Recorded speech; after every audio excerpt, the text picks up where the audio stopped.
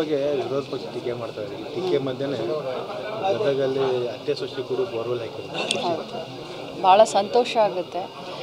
ಗದಗ ಜಿಲ್ಲೆ ಗಜೇಂದ್ರಗಢದಲ್ಲಿ ಅತ್ತೆ ಸೊಸೆ ಮೊದಲೇ ಹೇಳ್ತಾ ಇದ್ರು, ಅತ್ತೆಗೆ ಕೊಡ್ತೀರಾ ಗೃಹಲಕ್ಷ್ಮಿ ದುಡ್ಡನ್ನ ಅಥವಾ ಸೊಸೆಗೆ ಕೊಡ್ತೀರಾ ಅಂತ. ಅಲ್ಲಿನೇ ಜಗಳ ಹಚ್ಚೋಕೆ ನೋಡಿದ್ರು ವಿರೋಧ ಪಕ್ಷದವರು. ಆದರೆ ಅತ್ತೆ ಸೊಸೆ ಇಬ್ಬರು ಕೂಡಿಟ್ಟ ಹಣವನ್ನು ಇವತ್ತು ಬೋರ್ವೆಲ್ ಹೊಡೆಸಿ ಆ ಬೋರ್ನಿಂದ ನೀರು ಹತ್ತಿ ಆ ನೀರಿನಿಂದ ವ್ಯವಸಾಯದಲ್ಲಿ ಅಭಿವೃದ್ಧಿಯನ್ನು ಮಾಡಿಕೊಂಡು ದುಡ್ಡನ್ನು ಸಂಪಾದನೆ ಮಾಡಲಿಕ್ಕೆ ಭಾಳ ಆದರ್ಶವಾದಿಗಳಾಗಿದ್ದಾರೆ. ನಾನು ಉಳಿದ ಎಲ್ಲ ಯಜಮಾನಿಗಳಿಗೆ ಗೃಹಲಕ್ಷ್ಮಿಗೆ ನೀವು 2,000 ಏನು ಜಾಸ್ತಿ ಅಲ್ಲ ತಿಂಗಳಿಗೆ ಹಾಕ್ತಾ ಇರೋದು, ಬಟ್ ತಮಗೆಲ್ಲರಿಗೂ ಅನುಕೂಲ ಆಗಲಿ ಅಂತ ಸರ್ಕಾರ ಕೊಡ್ತಾ ಇದೆ.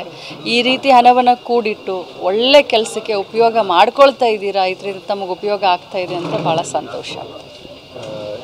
ಗಾಂಧೀಜಿಯವ್ರ ಶತಮಾನೋತ್ಸವ AICC ಅಧ್ಯಕ್ಷ ಸ್ಥಾನ ವಹಿಸಿದ್ರು. ಸೊ ಇಡೀ ಗಾಂಧಿ ಪರಿವಾರವೇ ಬೆಳಗಾವಿಯಲ್ಲಿ ಟಿಕೆಟ್ ನೀಡುತ್ತೆ.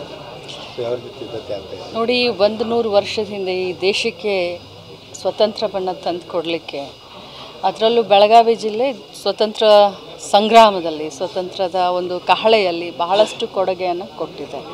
ಸೊ ಗಾಂಧೀಜಿಯವರು ಈ ಭಾಗದಲ್ಲಿ ಬಂದು 5-6 ದಿನ ಇದ್ದು ಒಂದು ಜನರಲ್ಲಿ ದೇಶ ಭಕ್ತಿ ಮತ್ತು ದೇಶ ಸ್ವತಂತ್ರದ ಬಗ್ಗೆ ಇದನ್ನು ಮೂಡಿಸ್ಲಿಕ್ಕೆ, ಅರಿವನ್ನು ಮೂಡಿಸ್ಲಿಕ್ಕೆ ಇಲ್ಲಿ ಕಾಂಗ್ರೆಸ್ನ ಮಹಾ ಅಧಿವೇಶನ ಆಯಿತು. ಗಾಂಧೀಜಿಯವರು ತಮ್ಮ ಜೀವನದಲ್ಲಿ ಕಾಂಗ್ರೆಸ್ ಅಧಿವೇಶನದಲ್ಲಿ ಅಧ್ಯಕ್ಷರಾಗಿದ್ದು, AICC ಅಧ್ಯಕ್ಷರಾಗಿದ್ದು ಬೆಳಗಾಂದಲ್ಲಿನೇ. ಅದು ಮೊದಲನೇ ಬಾರಿಗೆ.